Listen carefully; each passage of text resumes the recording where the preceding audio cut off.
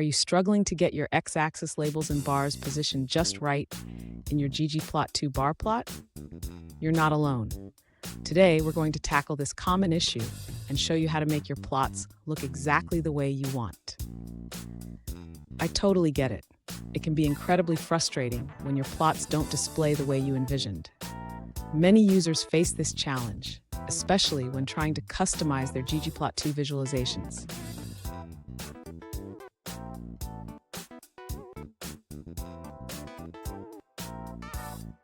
Here's the specific question we're addressing today. One user asked how to set ticks and labels at different positions on the x-axis for a grouped bar plot. They want the ticks to appear between the groups while keeping the labels centered below the bars.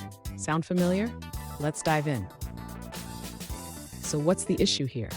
When using ggplot2, the default behavior might not align with your desired layout.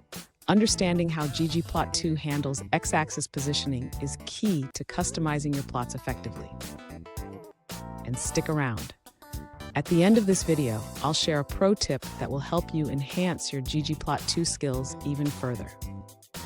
To achieve the desired x-axis label and tick mark positioning in the grouped bar plot, the user should first modify the data frame to include a new variable that represents the position of the bars.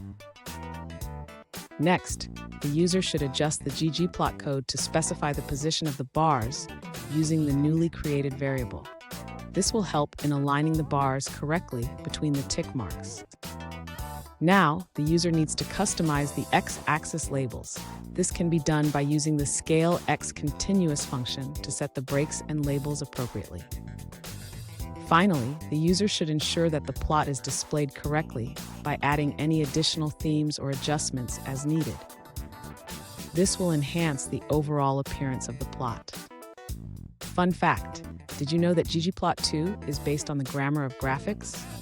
This means you can build complex visualizations layer by layer, just like constructing a building. Now let's look at the answers provided by other users. An alternative solution provided by another user involves using the grid package. First, they define the number of ticks and their positions using the unit function.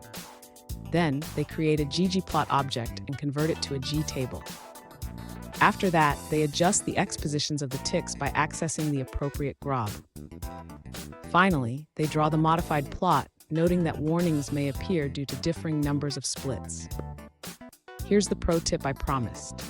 Always check the ggplot2 documentation for the latest features and functions. This will help you stay updated and improve your plotting skills. And there you have it. Your x-axis labels and bars should now be perfectly positioned. Remember, practice makes perfect. If you found this video helpful, please subscribe for more tips and tricks on ggplot2 and data visualization.